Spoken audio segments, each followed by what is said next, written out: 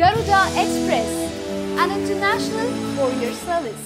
నంద్యాల ఎన్నిక ప్రచారం ఊపందుకుంది. రెండు పార్టీలు హోరాహోరీగా పోరాడుతున్నాయి. ఏ ఒక్క వార్డు కూడా వదిలిపెట్టకుండా అధికార టీడీపీ, వైసీపీలు పెద్ద ఎత్తున ప్రచారం చేస్తున్నాయి.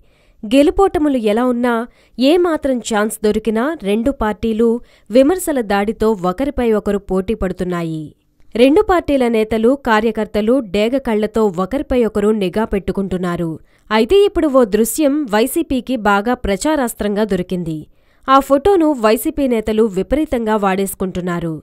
ఇప్పుడు ఎక్కడ చూసినా, ఏ సోషల్ మీడియాలో చూసినా ఈ ఫోటోనే వైరల్ అవుతోంది. అసలు విషయం ఏంటంటే, నంద్యాలలో ఎన్నికల వేడితో పాటు ఎండలు బాగా పెరిగిపోయాయి. ప్రచారం చేసిన యువకులకు, వారి కార్యకర్తలకు కూడా విపరీతంగా దాహం వేస్తూనే ఉంది.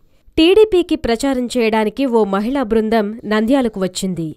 ఎండల్లో తిరుగుతున్నారు. ఎండదెబ్బకు వారు అల్లాడిపోయారు. ఎక్కడా మంచినీరు దొరకలేదు. చివరకు టీడీపీ మహిళా కార్యకర్తలకు శిల్పామోహన్ రెడ్డి దాహం తీర్చాల్సి వచ్చింది. నంద్యాల మున్సిపల్ కార్యాలయంలో శిల్పామోహన్ రెడ్డి ఏర్పాటు చేసిన ఉచిత మినరల్ వాటర్ ప్లాంట్ దగ్గరకెళ్లి టీడీపీ మహిళా కార్యకర్తలంతా దాహం తీర్చుకున్నారు. చేతిలో తెలుగుదేశం జెండాలున్నాయి. శిల్పామోహన్ రెడ్డి ఏర్పాటు చేసిన వాటర్ ప్లాంట్ అన్న విషయం కూడా మర్చిపోయి దాహం తీర్చుకున్నారట. ఈ ఫోటోలు ఇప్పుడు హల్చల్ చేస్తున్నాయి. సోషల్ మీడియాలో ఈ ఫోటోలు వదిలింది నంద్యాల శిల్పా యువసేన.